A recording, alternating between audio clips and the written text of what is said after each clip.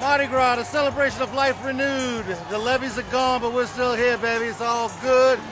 All good. Let's check this out. She made the biggest mess that you have ever seen. The day Katrina came to New Orleans, she came a long way looking for a party bride. Said, I ain't gonna wait till Mardi Gras. The day Katrina came up to New Orleans. The day Katrina made a scene. Here we go now. Mardi Gras, I feel that it was necessary. I felt that it had to happen. The number one reason is that it brings a sense of normalcy back into the lives of the people that live here, because it's part of our culture.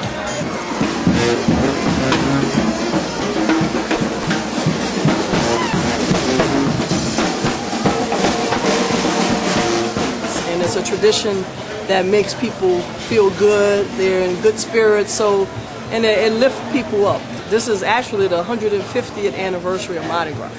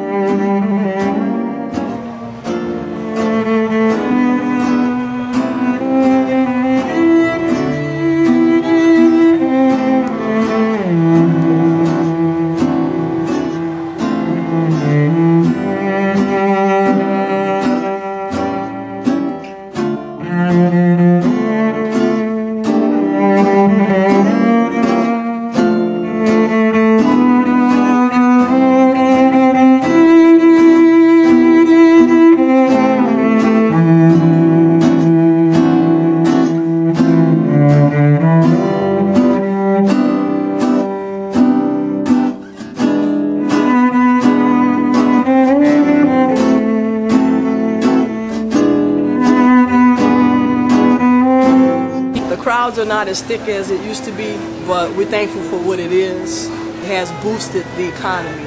It has boosted sales. And people are in good spirits. They want to buy. They want to support us. And that means everything to us. People need to understand that the majority of people that they see this week and now are really people from out of town. The majority of the people who left New Orleans are not back, because they can't come back, because there's nowhere for them to live.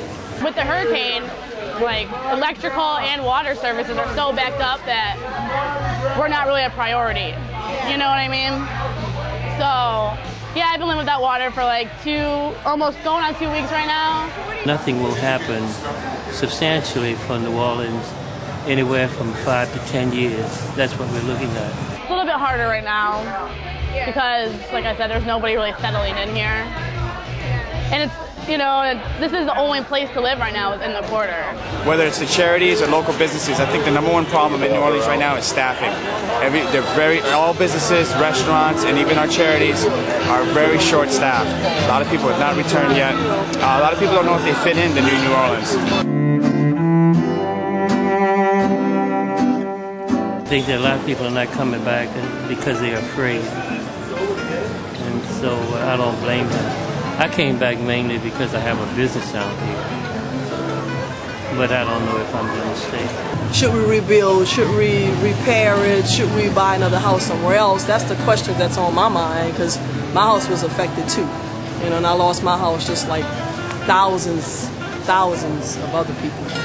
People have lost everything, and when you deal with a person who has lost everything, there is a mental problem that they have. They just can't really cope with it.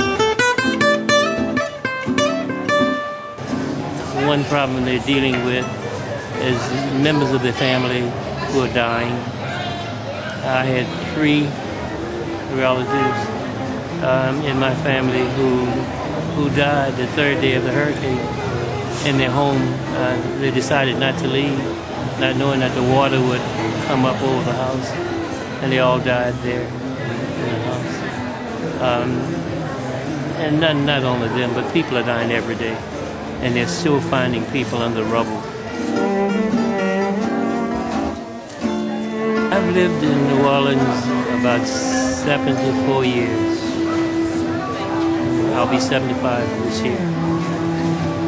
So So now you understand why I'm not going to rebuild. I don't have the money to rebuild if even I wanted to. So just pray for me.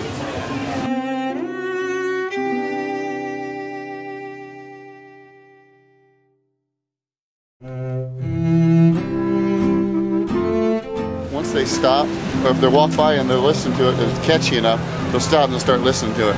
And I start out with humor, Waffle House, you know, and then in the middle I get a little serious, and then I give it a positive, hopeful message at the end.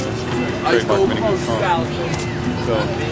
So they like that at the end, and they feel compelled to throw in a buck or a $5 or whatever, which is nice. See ya. You're gonna catch me again somewhere.